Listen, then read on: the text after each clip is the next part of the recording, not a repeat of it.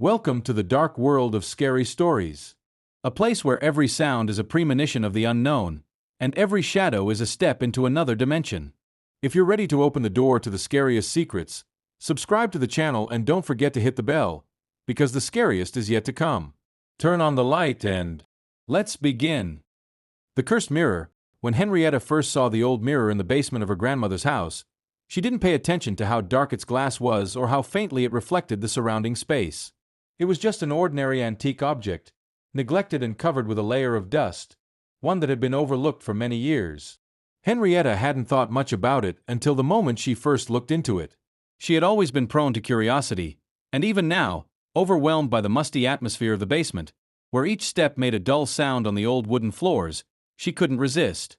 Her fingers lightly touched the surface of the mirror, and without thinking, she peered into it. Immediately, she felt a cold gust of wind pass through her body, and at that moment, it seemed like she saw something behind her reflection. It looked like the outline of a large, dark face that shouldn't have been there. Henrietta recoiled, her heart pounding. But the mirror remained as unremarkable as ever, almost forgotten. She thought perhaps it was just her imagination, and she returned to her work, keeping that inexplicable feeling in her mind. That evening, as she lay down to sleep, she found it hard to shake the unpleasant sensation. She dreamed that she was again in that basement, and the mirror was staring at her. The dreams grew darker and more real until Henrietta woke up with the feeling that someone was still in her room. She quickly got up, finding nothing had changed, but for some reason, the light in the room seemed a little dimmer. The next day, after lunch, she went down to the basement again to take another look at the mirror, and this time something made her stay in front of it longer than usual. She couldn't quite understand what it was, but the mirror seemed like a magnet, drawing her gaze. And then it happened. Her reflection, instead of mimicking her movements, began to move on its own. At first, it was a slight shift, but then she saw her mirrored copy start to smile, though she wasn't smiling herself. It was a smile that didn't belong to her, a grim, eerie smile. Paralyzed by icy fear, Henrietta couldn't move, her heart pounding wildly in her chest. But that was just the beginning. Henrietta felt her skin tightening from the cold, as if the room itself was becoming part of the invisible force emanating from the mirror. She tried to turn away, to look somewhere else, but it was as if her eyes had become heavy, and her body seemed glued to the spot. The mirror, though old, seemed alive, like some kind of instrument trying to capture her soul. Now, her reflection wasn't just smiling, it started gesturing. At first, it moved slowly, as if she couldn't hold onto her own image, but then it became fast and jerky. The reflection reached out its hands, seemingly asking something. Henrietta, barely able to breathe, could hear her heart pounding in her head, echoing with each beat in painful spasms. She understood that this was not just a mirror, it was something more. The moment when her copy in the mirror made movements that didn't match her own was the final sign. There was a force, invisible and eternal, within that mirror. It wasn't just an image.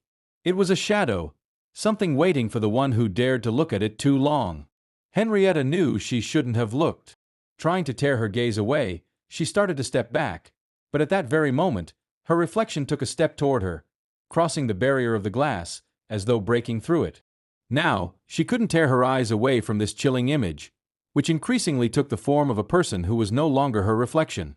Her mirrored self began to change into something else, dark and sinister, that with every movement absorbed more and more of the surrounding light. Suddenly, she felt an unbearable pain in her chest, as if someone or something had taken her very soul from her. Henrietta collapsed to the floor, her breathing growing heavy, her head filled with blurry images and sounds that couldn't be recognized.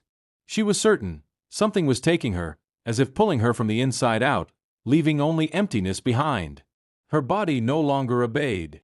She felt her consciousness start to fog, as darkness consumed her completely, and suddenly the mirror began to reflect not her, but some other dark figure. A man. A woman. Henrietta couldn't make sense of it. What stood before her in the mirror no longer looked human. Its face was deformed, and it seemed as though it could no longer be part of her world. This wasn't just a reflection, it was an entity that existed outside of time and space. Her legs could no longer hold her, and she fell straight to the floor. The last thing she saw before her eyes finally closed was her own face in the mirror, smiling again, but no longer of her own volition. A few days later, People who came looking for Henrietta found her lifeless body in the same basement. The only strange thing, which caused the greatest alarm, was that despite her death, the mirror was still in its place. And it seemed that something was already waiting for the next one. After Henrietta was found dead, the town fell into silence. But it wasn't an ordinary silence. It was heavy, as if filled with some invisible presence. The residents who knew about the girl's death stopped mentioning the house, the mirror in the basement. But those who still dared to approach the building said they heard strange sounds, as if someone was mirroring their footsteps, their voices, as if something or someone was watching them from the darkness. And yet, a few weeks after the tragedy, another person began to look at the mirror. Thomas. He was Henrietta's older brother and didn't believe in any mystical ghost stories. So, when he heard from the neighbors that such a strange mirror remained at the scene of his sister's death, he decided to check it out. He couldn't imagine that the mirror could be the cause of her death. It was just an antique that had accidentally come into his sister's hands. Thomas went down to the basement to look at the object. He felt no fear, only curiosity. The mirror stood in the same place where it had been left, its surface still covered with dust. Thomas touched the glass, as if checking to see if it was dirty.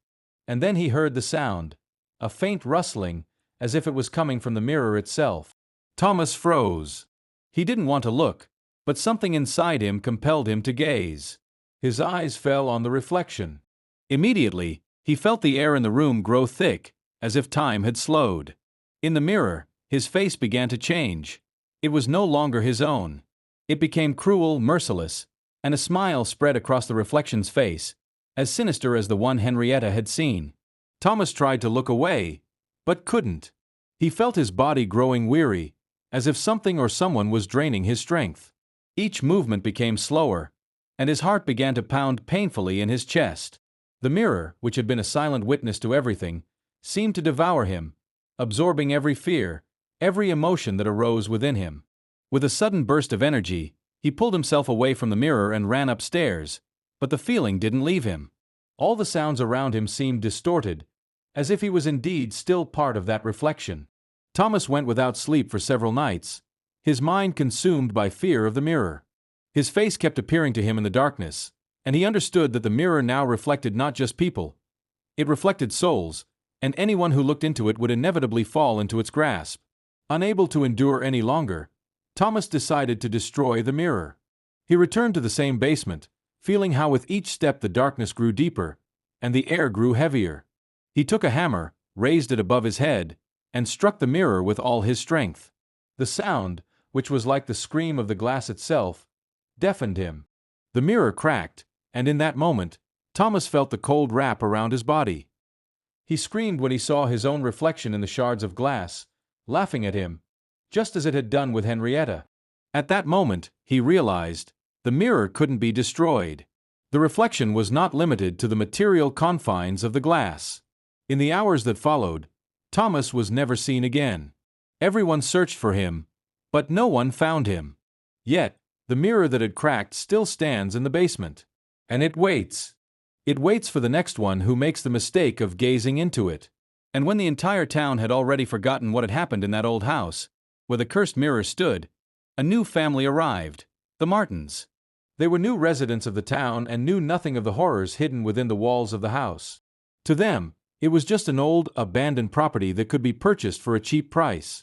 Charles and Catherine, along with their two young children, Marcus and Lisa, moved into the house and began a new life, unaware of the evil that filled every corner of the building. At first, everything went well. The children ran around the yard, and the parents made repairs. But only a few days after moving in, strange things began to happen. Lisa, the youngest of the children, started talking frequently about the man in the mirror. She claimed she saw a man in the reflection, smiling at her from the other side of the glass. At first, the parents thought it was just childish imagination, but when she kept repeating the same words over and over, they began to worry. One night, when the parents were sitting at the table in the living room, Lisa quietly approached them and whispered, "He's there again. He's watching me from the mirror. He wants me to come to him." Charles, angry and concerned, decided to go into the basement to take a look at this cursed mirror, which seemed both enticing and sinister. He didn't believe in these stories, but something about Lisa's behavior made him uneasy. Going downstairs, he saw the same mirror, standing in the corner, silent and black and white in its shadowy beauty. Charles approached it and looked into it. At first, nothing unusual happened. He simply saw his own reflection. But then something changed. His face began to distort. At first, it was a slight deformation, as if he were under some pressure from within, and then his eyes began to turn black, and his smile grew eerily wide. The more he stared, the more his reflection became not his own, but something entirely different, dark and cruel. His reflection slowly began to detach from him, like a shadow wanting to step out of the mirror and take him. And that's when Charles understood. The mirror didn't just reflect, it changed people. It turned them into its shadows, consumed them, absorbing their souls. Before he could look away, the mirror consumed him completely. His body froze in the basement's darkness, and in the mirror appeared his copy. Only now it wasn't just a reflection, but a terrifying smile and black eyes that irresistibly reached for him, as if pulling his soul toward them.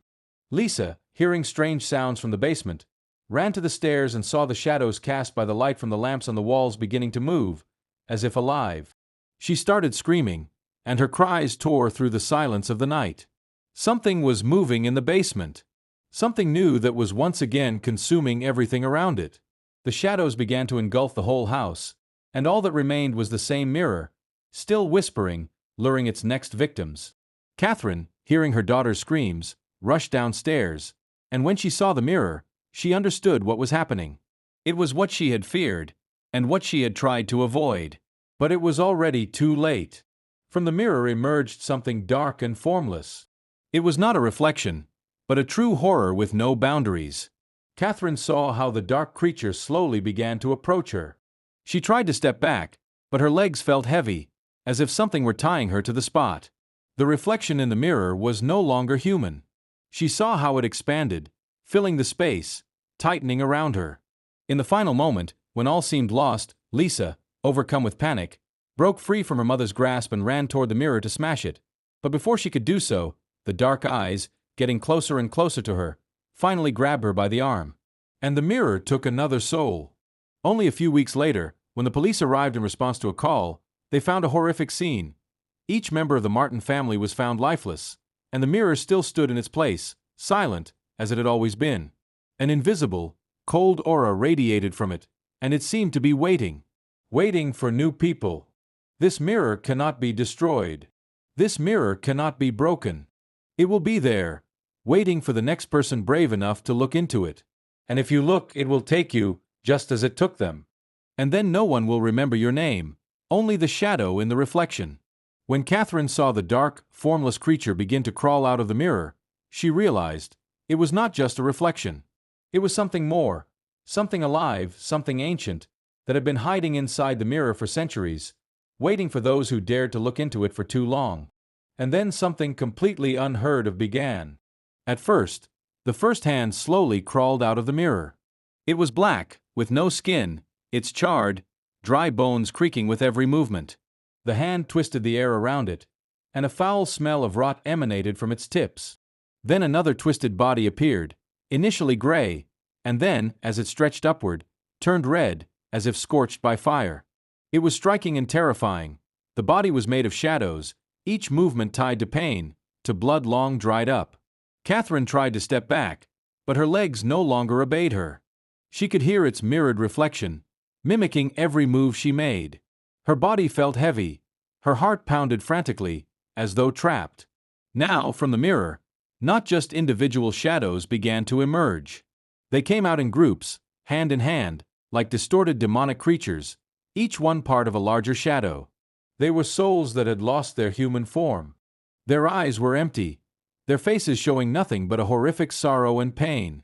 They led others, old and new, countless in number. It was an army of soulless, dead beings that had once been human. And then Catherine understood. The mirror didn't just reflect those who looked into it, it released every soul it had consumed over the centuries. Anyone who gazed into it became part of its irrevocably altered nature. From the mirror, souls poured out one by one, their bodies remaining at the back of the glass, while their essences emerged into reality. Some of them were so horribly distorted that they no longer resembled humans, while others were the faces of the long dead, their skin sagging and their teeth sharp and black. Catherine raised her arms, trying to protect herself, but it was in vain. Every movement left a mark on her skin, as if she had become part of the darkness emerging from the mirror. Lisa, who no longer had the strength to scream, stood before the mirror, dark liquid dripping from her eyes, no longer herself. She was part of this army of shadows that the mirror was forcing to awaken. Suddenly, as in the final scene of a terrible nightmare, the dark eyes emerging from the mirror stopped on Catherine, and her body trembled with terror. The shadows around her began to move faster, wrapping around her like a sweating silk that covered her completely. This was the last scene of her consciousness as the mirror absorbed her, not just her body, but her spirit. She felt her essence transform into one of the very shadows that remained in the mirror, becoming part of its cursed cycle. Her scream never reached the world beyond the mirror. In the Martins' house, only the headless body remained, and the mirror stayed in its place, its surface beginning to collect dust as it always had. But within it, instead of reflecting the world, it now reflected only shadows and souls that had no place in the world of the living. And so it remained. The mirror continued to wait. It waited for the next to dare to look into it for too long, to enter its endless cycle of suffering. And when the darkness completely envelopes this house for several days, there will be no one left to tell this story. And so, as darkness once again envelopes you, we say goodbye, but not for long. Remember, the night is never truly safe. Subscribe so you don't miss the new horrors, and come back when it's time for new nightmares. Beware of the shadows, they are always near. Until next time.